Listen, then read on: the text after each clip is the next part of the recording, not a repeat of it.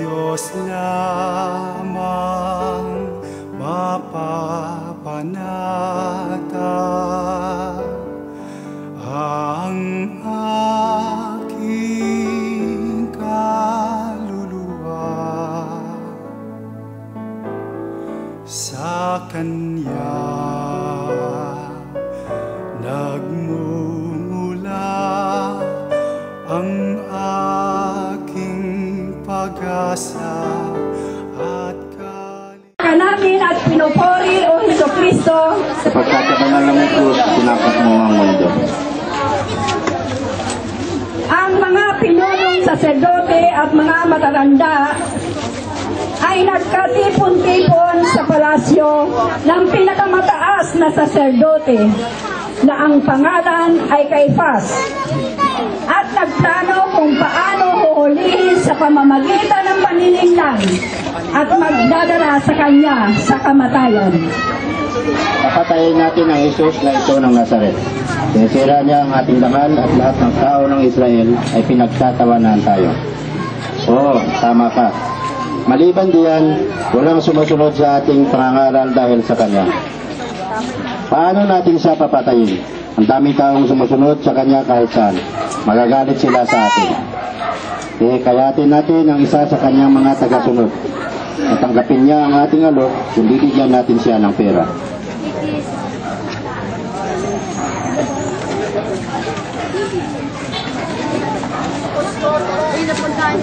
Habang si Jesus ay nag-aapunan kasama ang kanyang mga alagad, sinabi niya sa kanyang mga alagad sa oras ng kainan ang pagtataksil ni Judas.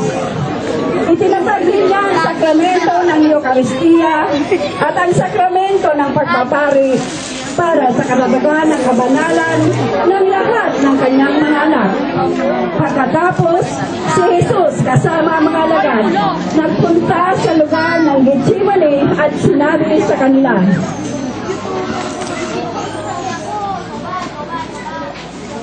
Dito lang kayo habang ako ay nagdarasal. Dito rin.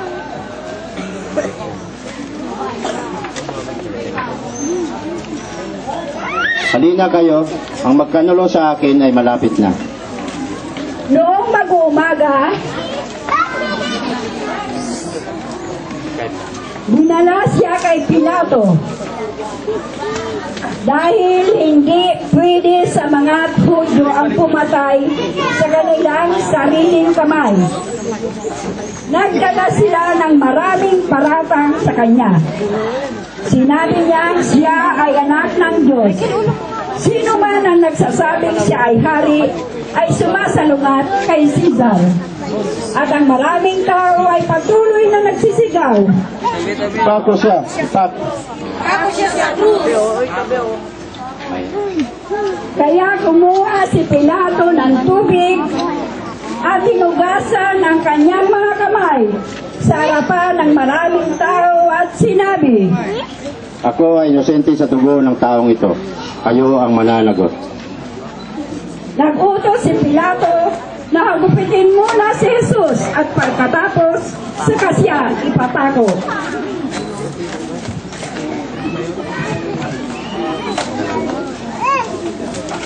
Si Jesus walang sala na kailanman di magkakasala ay nahatulan ng kamatayan ang doon para lang di mayabot ang iba. O walang salang Jesus, sa aking pagkakasala, ako'y karapat-dapat na walang hanggang kamatayan. Subalit, maluwag mong tinanggap ang hatol ng kamatayan. Nang sa gayoy, ako'y mabuhay. Para kanino pa ako dapat mabuhay, kundi para sa iyo, Panginoon ko. Kung kalulugan ko ang aking kapwa, ako'y di karapat-dapat maging alagad mo. Nais kong di kalugdan ang aking kapwa at ang sanlibutan upang kayo'y aking ikalugod, O Jesus. Ikalawang istasyon. Ipinapasol kay Jesus ang krus. Sinasamba ka namin at pinupuri ka, O Jesucristo. Sa pamamagitan ng Sa banal mo ko, sinakop mo ang mundo. Pagkatapos ipinagkanulo si Jesus sa kamatayan ng mga sundalo, ay dinala nila si Jesus sa Kan, na kung tawagin ay Golgotha. Ibig sabihin, pook ng mga bungo. Tingnan niyo ang kanyang suot na damit. Hindi yan ang klaseng damit ng isang hari. Tanggalin natin ang kanyang damit at bihisan natin siya ng pangharing damit. Oo, dahil siya ay hari, marapat na siya ay parusahan. Lagyan natin siya ng korona na karapat-dapat bilang isang hari. Pero kailangan din niya ang isang bagay na magbibigay ng simbolo ng kanyang kapangyarihan. Dinuraan siya at hinampas ng kahoy sa kanyang ulo. Pagkatapos, nilabas upang itapos siya sa krus.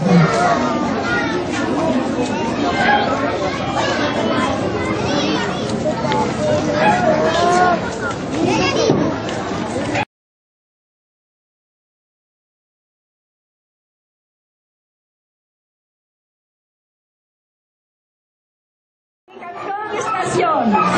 Ang unang pagkalapa ni Jesus. Sinasamba ka namin at pinupuri ka, O Jesucristo. Hindi ba kuntento ang mga Romanong sundalo sa kanilang ginawang kasamaan sa Kanya? Pagkatapos nila ng pasin at pagtawanan, ipinatog pa nila ang krus sa kanyang balikat at malakad patungo sa lugar na kung saan siya ipapako. Si Jesus ay babaan sa buong siyudad na daladala ang kalungkot, na kung saan doon din narinig ang pagpapahayag ng kanyang mabuting balita. At ngayon, kinikilala na siyang kriminal. Niyakap ni Jesus ang kanyang krus ng may buong pagmamahal, alang-alang sa mga tao, handang-handa niyang sundin ang buong kalooban ng kanyang Ama. Pero ang krus ay napakabigat sa taong naatulan, na hampas-hampas at hindi kumakain ng ilang oras. Kaya si Jesus ay napalapa sa lupa at ang kanyang kabanal-banalang katawan ay nasaktan ng matindi sa pagkakalapa niya sa lupa. Ikaw na tamad. Tumayo ka. Mauli na tayo sa Golgotha. Ikaw na hari. Tumayo ka.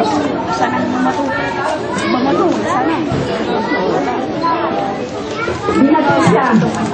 Sa pagkatulig, si Jesus ay nakatayo at nagpatuloy siyang lumakad pataas na dala ang kanyang krus patungo sa Kalbaryo. Nanghihina na ang ating mahal na tagapagligtas sa bigat ng pusa na krus, at dahil dito siya ay bumagsak at nadapa. Ang ating mga kasalanan at pagkukulang ang siyang pabigat na nagpasakit sa kanya. Ang krus ay sadyang magaan at walugod-lugod para sa kanya. Subalit ang ating mga kasalanan ay di kaya-aya. O Jesus ko, pinasan mo ang aking mga pasalin at ang bigat ng aking mga kasalanan. Di ko rin makayang nanaising isanid sa iyo ang aking mga pasalin at paghihirap at tanggapin ng malugod ang iyong mga kautusan. Ang iyong pamatong ay kalugod-lugod at ang pasalin ay magaan. Tinatanggap ko po ito ng bukas loob. Papasanin ko ang aking krus at susunod sa iyo. Nasalubong ni Jesus ang kanyang Ama. Sinasamba ka namin at pinupuri ka, O Jesucristo. Pagkat sa banal mo krus na ako mo ang mga. Tumayo ulit si Jesus at nagpatuloy sa pagpasa ng krus. Napakaraming tao ang naroon sa daan na kanyang dinadaanan. Napakaraming kaibigan at maraming kaaway. Kasama sa maraming tao ay ang kanyang ina, ang banal na Birhen Maria, Maria Magdalena, at si Juan na kanyang pinakamamahal. Ang tatlo ay nagsisikap papalapit kay Jesus. Ngunit napakahirap dahil sa dami ng tao at mga sundalo. Pagkatapos makakita ng daan para makalapit sa kanya, nakatagpo nagtago sila ng maliit na lugar kung saan nila hihintayin si Jesus para makita at lumayan. Hindi sila nakapag-usap dahil sa bilis ng prosesyon. Ngunit tumayo sila sa harapan ng bawat isa at nag-usap sa kanilang tingin, isipan at puso.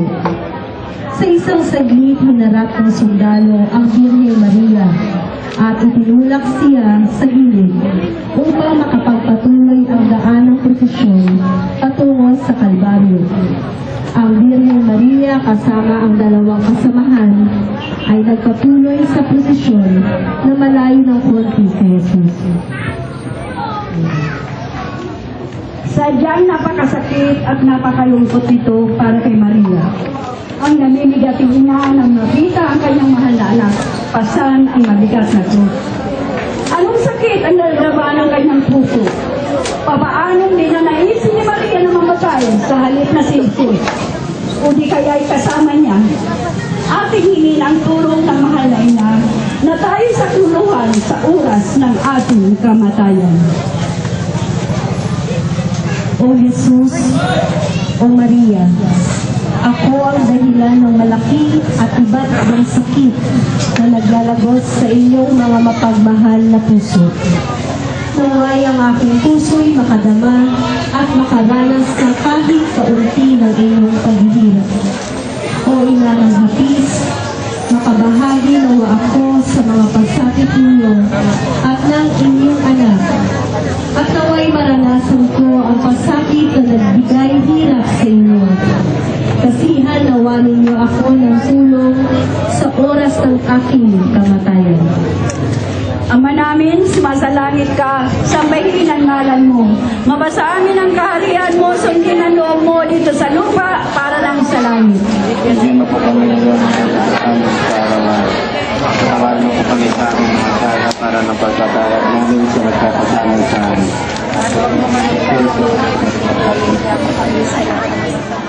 Ngayon po ay umagisyon. Ang pagtulong ni Simon Serlino sa pagbabasa ng krus ni Jesus. Sinasamba ka namin at pinupuri o Kristo Pagkat sa banal mong krus, sinakop mo ang mundo. Pagkatapos magkatagpo ng mangginang Jesus at Maria, nagpatuloy siya sa paglalakad sa lugar ng pagpapakuan. Ngunit siya ay humihina na. Matigas ang lahat ng ating kasalanan, dagdag pa ang mahabang pag-aayuno, ang paghahigpit, paghampas, at lahat ng uri ng pananakit na ginagawa sa Kanya, at ang dugong na ubos na sa Kanya, ang siyang nagpahina para magpatuloy sa pagpasal ng krus. Tingnan niyo ang hari, parang nanghihina na. Iwanan ninyo siyang mag-isa, kailangan niyang sariling pasanin. Sumayo, tumawag tayo ng ibang tutulong sa kanya. Hoy, ikaw, halika. Ako? Anong gusto niyo sa akin? Tulungan mo ang taong ito na pasanin ang kanyang krus. Siya ay nanghihina na. Matagal tayong makakarating sa lugar ng pagpapakuan. Bakit ako? Ako isang simpleng tao na napadaan lamang dito. Pauwi na ako. Ayaw kong masangkot sa krimen ng taong ito. Kunin mo ang cross ng taong ito at tulungan mo siyang pasanin ito. Pagkatapos tulungan ni Simon si Jesus sa pagpasa ng krus at magkasama nagpatuloy sa paglalakad sa daan ng krus. Naatasan tulungan ni Simon ng Cirene na pasanin ng krus ni Jesus. At ito ay matulugod niyang tinanggap. Kung paanong malungag sa kalooban pinahintulutan niyang pasanin ng krus, siya ay tumatawag, subalit hindi mo siya dinirinig. Siya ay nag-aanyaya, subalit ikaw ay tumatanggi. Anong kahiya na pasanin ng krus na nag-aatubili? O Jesus, ang sino mang hindi magbasa ng kanyang krus ay hindi karapat-dapat sa iyo.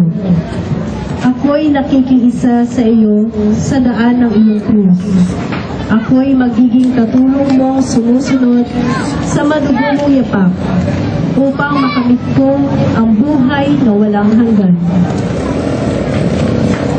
Ama namin, sumasalangit ka, sa mahinang ngalan mo, mapasa amin ang kaharian mo, susin ang loob mo dito sa lupa para lang sa langit.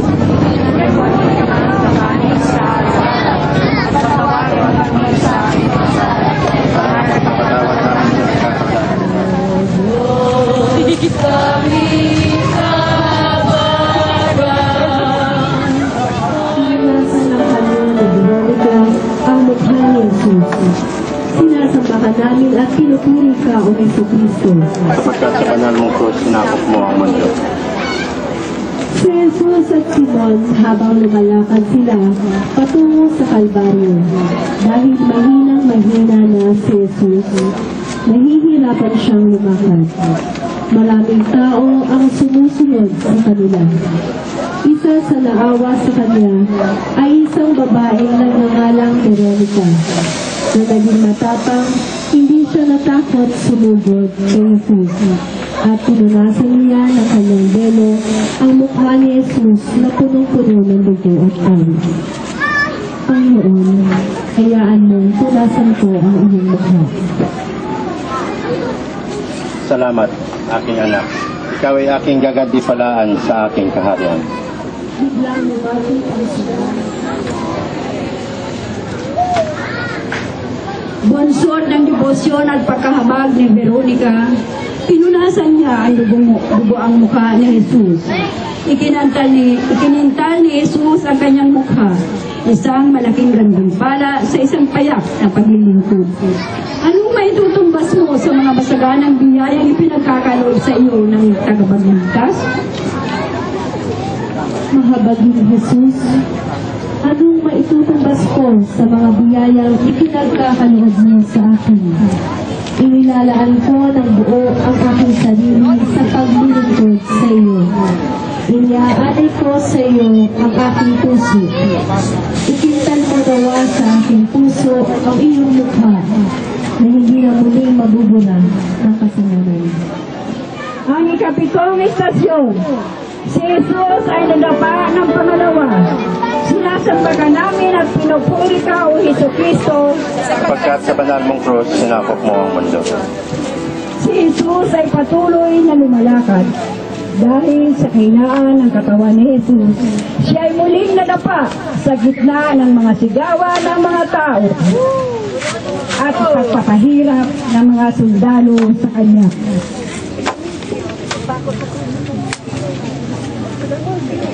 Ipako sa krus! Ipako sa krus! Tumayo ka, ikaw na hari. Ipakita mo ang iyong kapangyarihan.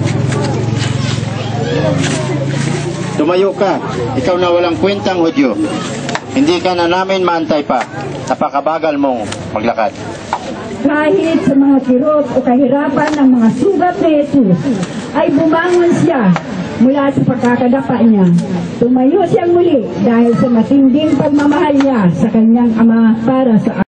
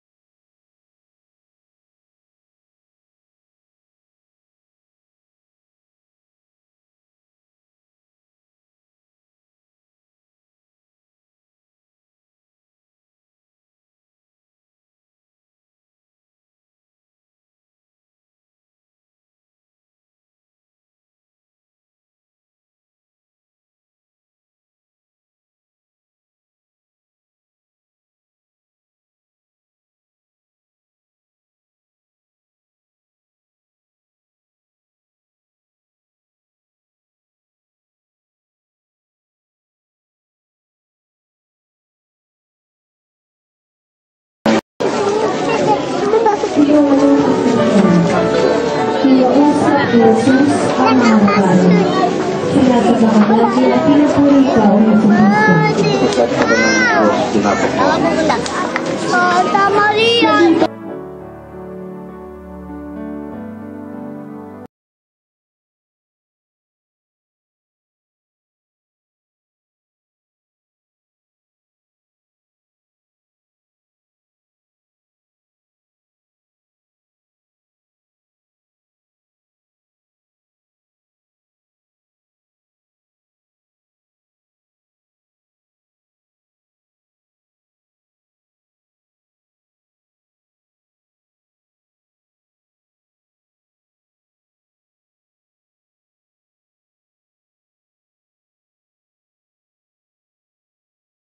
At sinikat siyang turuan sila ng katotohanan tungkol sa mga nakita nilang pangyayari sa oras na iyon.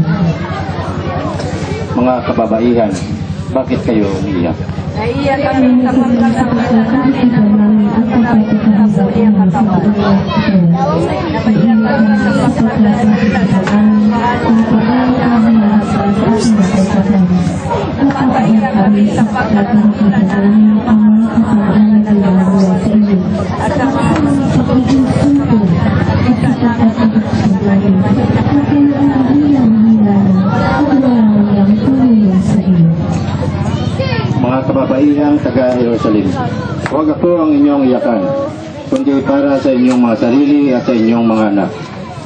Huwag ninyo akong iyakan sapagkat ako ay mapupunta sa aking amang nasa langit sa madaliang panahon. Iyakan ninyo ang inyong sarili at ang inyong mga anak na sa ngayon ay nasa mundo pang ito. Sikapin nyo huwag na magkasala ulit para sa ganon, yung nangyayari sa akin ngayon ay hindi na muling maulit. Dala ng habag, umalit ang mga tapat na babae at kababae.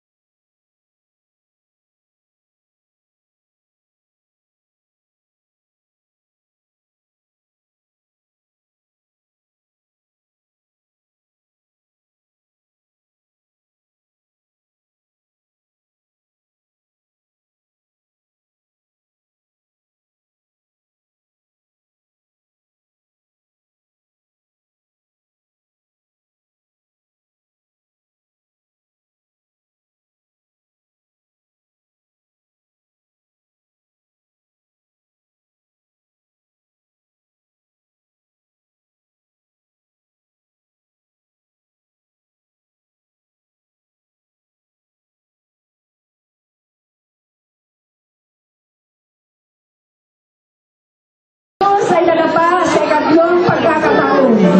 Sinasamba ka namin at pinupuri ang Yesu Cristo. Sapagkat sa banal mong krus, sinabot mo ang mundo. Nadapa si Jesus sa pangatlong beses sa libis patungong taas ng Kalbaryo. Hindi na makayanan ng mga paninsus sa kanyang lakas ay dinalagtagan at nadapa sa lupa dahil sa kanyang kapaguran. Tingnan natin ang grupong sumasama kay Jesus. Lahat ay laban sa Kanya. Lahat sila ay laban kay Jesus at naging taga-usig niya. Tayo rin ay laban kay Jesus. At sa bawat sandali na tayo ay nakagagawa ng kasalanan, tayo ay nagiging tagapag-usig. May isang tao sa napakaraming taong nag-iisa. Siya ang ina ng Panginoong Jesus. Siya yung umiiyak at tinitignan ang kanyang nagdurusang anak. Siya yung umiiyak dahil alam niya na ang kanyang paghihirap ay mahigit pa sa pisikal na paghihirap. Alam ni Maria na si Jesus ay naghihirap lalo dahil sa ating mga kasalanan kaysa kanyang mga sugat. Siya ay umiiyak at walang dumadamay sa kanya.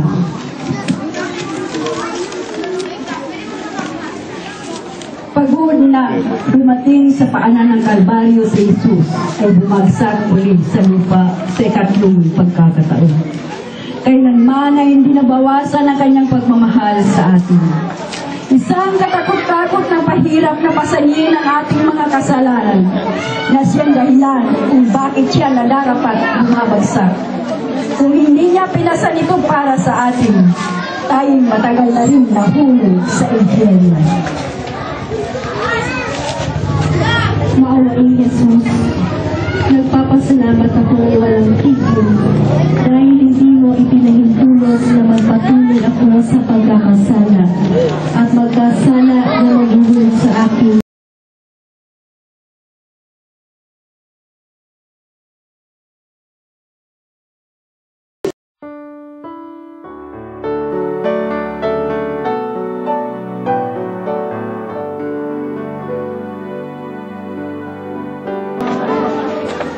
Ikasampung estasyon. Si Jesus ay hinubaran ng kanyang damit. Sinasamba ka namin at pinupuri ka, O Jesucristo. Pagkat sa banal na Diyos, sinabot mo.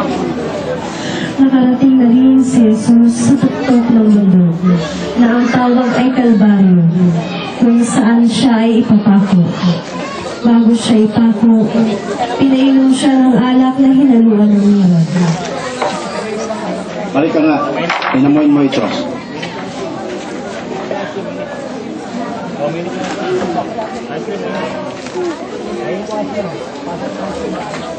Kapag ininom mo ito, malalasing ka at makalimutan mo ang kirot ng inyong mga sugat.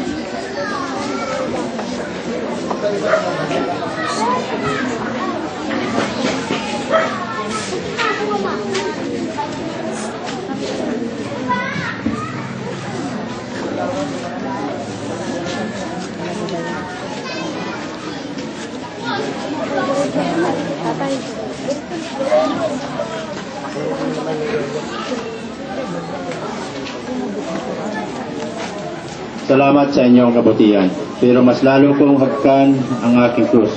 Sundin ko ang lubusan ng kalooban ng aking amang nasa langit, na siyang may gusto nito para sa kaligtasan ng lahat ng makasalanan. Tinanggal ng mga sundalo ang kanyang damit. Ang paghugot ng kanyang damit ay tumikit sa kanyang mga sugat dahil sa matinding sugat ng kanyang katawan at marahas siyang hinubaran ng mga sundalo. Kung kaya't ang kanyang balat ay sumasama sa paghugot ng kanyang damit. Pagkatapos ng karasang ginawa kay Jesus ng mga sundalo, ay pinaghati-hatian ng kanyang damit para malaman kung alin ang para kanino. Sa muling sandali, isang sundalo ang kumuha ng damit ni Jesus. Inagaw at pinunit-punit ito at iniwan sa lugar na napakahirap. Iniwan niyang walang kasama kundi ang kahoy na krus lamang. Nang dumating ang ating tagapagligtas sa Kalbaryo, siya'y marahas ng lugar ng damit. Anong sakit nun? Sapagkat kanilang nagalaw ang mga sugat at pasa ng kanyang katawan, pati na ang balat ng ilang bahagi ng katawan na unti-unting natatanggal. Lahat ng sugat ng Panginoon ay nanaliwa. Siya ay nahubda ng kanyang mga damit upang mamatay ng walang pag-aaral. Anong kasiyahan ang ating matatanong kung ako'y mamamatay na sinasantabi ang ating makamundo at makasalanang sariling pagnanasa. Hikayatin ko, Panginoong Jesus, na iwan na ang aking pagkakasala at ako'y iyong baguhin ayon sa iyong kalooban at isip. Get the other mic. You get the other mic. Di ko ipagkakainit ang aking sarili, gaano man ito kasakit para sa akin. Hinanais kong mamatay nang ako'y mabuhay para sa iyo. Pagkukulang, kami nga'yo'y pagmahalan. O Diyos, kami kahabagan, ayon sa iyong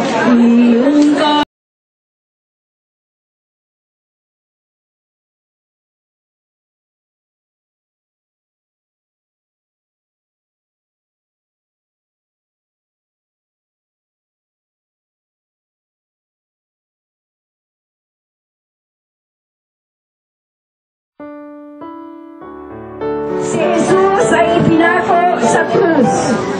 Sinasamba ka namin at pinupuri o Jesucristo sapagkat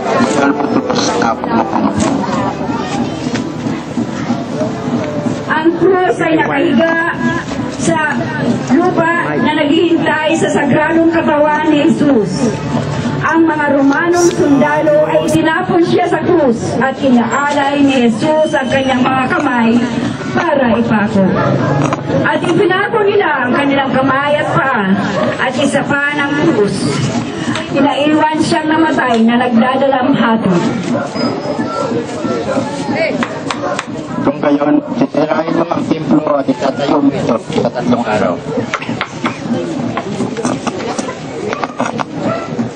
Oo. Kung gayon, iligtas mo ang iyong sarili. Bumaba ka mula sa krus. Ika-12 istasyon, si Jesus ay namatay sa krus. Sinasamba ka namin at pinupuri ka, O Jesucristo. Sa pinakamataas sa parte ng krus, ang dahilan ng kanyang pagkakapako ay nakasulat. Jesus na taga-Nazaret, Hari ng mga Hudyo. Ipinako siya dahil sa selos, ngunit siya bilang tanda ng kanyang pagmamahal sa ating mga makasalanan. Ibinukas niya ang kanyang mga kamay sa krus at hinayaan niyang bukas para sa mga nangangailangan ng kanyang awa. Sa isang iglap, ang bundok ay naiwan sa kadiliman, nawala ang liwanag ng araw. Ikatlo ng hapon, noong si Jesus ay sumigaw.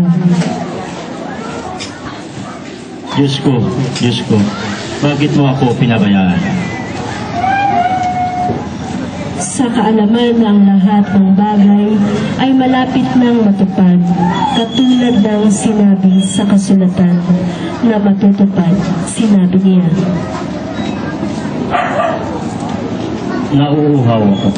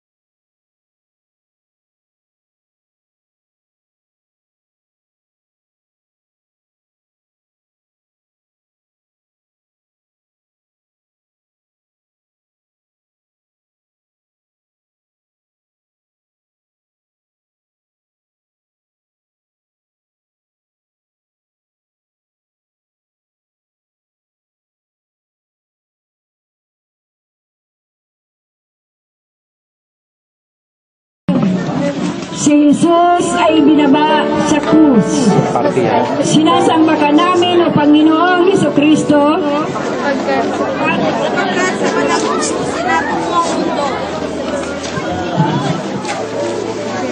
Namatay si Jesus sa krus, pang-araw-araw na pinagkakabalahan o hanap buhay at magnilay sa tagpong ito.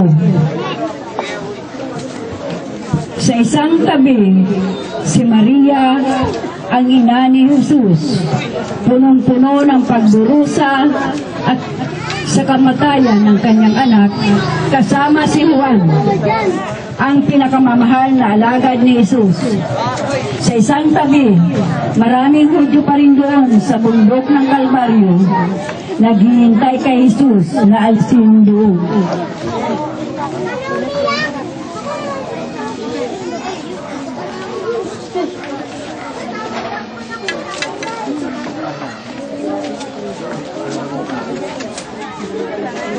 Si Jose na taga-Arimatea, isang mabuti at matuwid na tao, ay nagpaalam kay Pilato na ibuburol ang katawan ni Jesus.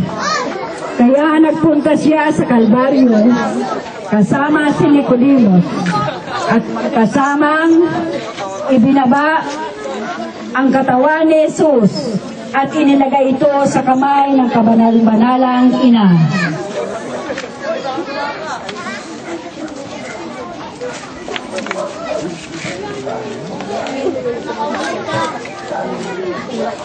Pinakamamahal kong anak, tingnan mo ang kanilang ginawa sa iyo. Ikaw ang pinakamamahal na anak sa lahat. Pinatay kanila tulad ng isang kriminal. Tinuruan mo lamang sila ng mabubuting bagay at ipinuri kang katulad ng isang kriminal. Si Jesus ay bumaba mula sa krus, subalit nanatili roon hanggang siya ay namatay. At nang siya ay binaba mula sa kanyang pagkakapako, ay nananatili siya sa kanlungan ng kanyang mahal na ina. Maging matatag nawa tayo sa mga planong pagbabagong buhay at huwag mapalayo sa krus. Ang sino mang magtitiis hanggang sa huling maliligtas, alalahanin ninyo ang kalinisan ng puso ng sinumang tatanggap ng katawan at dugo ni Kristo sa banal na sakramento sa altar. O Panginoong Jesus, ang walang buhay at sugatan mong katawan ay nahimlay sa kanlungan ng iyong buhay ina. Inaanyayahan ko kayong manahan sa aking puso. Kahit ito'y puno ng mga kasalanan, palitan mo ang aking puso na ikaw ay aking matanggap ng karapat-dapat sa banal na pakikinabang at nang ikaw ay manatili sa akin at ako sa iyo magpasawalang hanggan. Amen.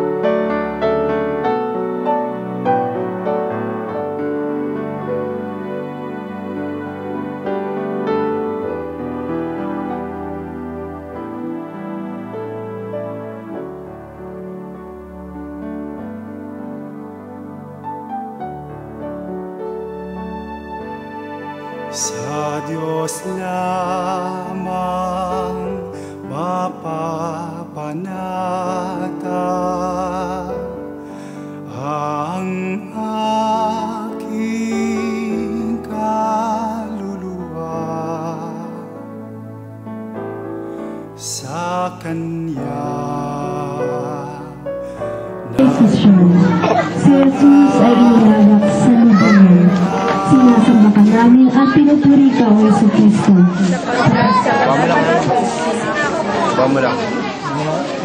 Napakalapit sa Kalbaryo, si Jesus ay may bagong gawang pintod o libingan gawa sa putol na bato.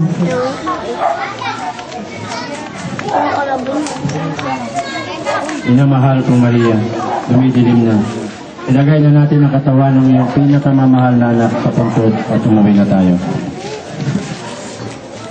Oo, tama ka. Bigyan natin ang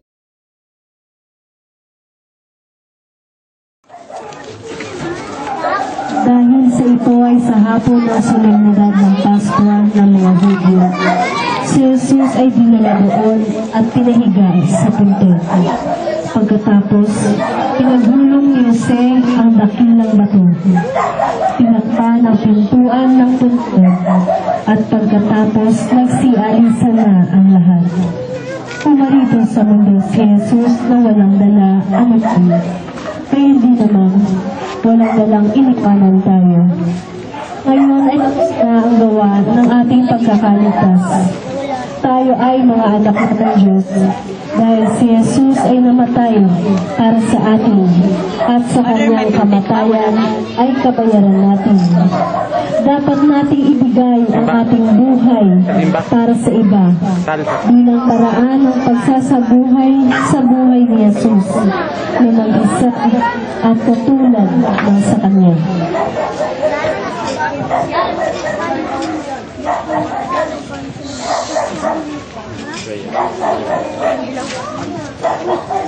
Ang katawan ni Jesus ay nilibing sa puntod ng isang dayuhan. Ang sino pang nasa sansilubog ay siya pang walang mapaghigaan ng kanyang ulo. Walang sariling puntod na paglagakan, sapagkat siya ay hindi mula sa mundong ito. Kayong napamahal sa mundo, kamuhian ninyo ito na hindi kayo maglaho kasama nito. O Jesus, ako ay iyong ibinukod mula sa kamunduhan. Ano pa ang maaari kong hingin? Nilikha mo ako para sa buhay na walang hanggan.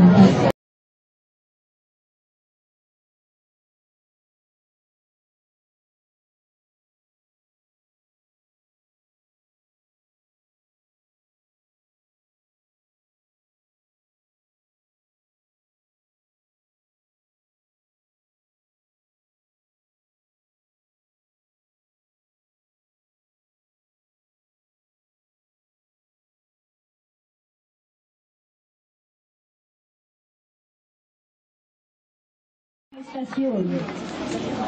Ang muling pagkabuhay ni Jesus. Sinasamba ka namin at pinupuri o Panginoong Jesucristo.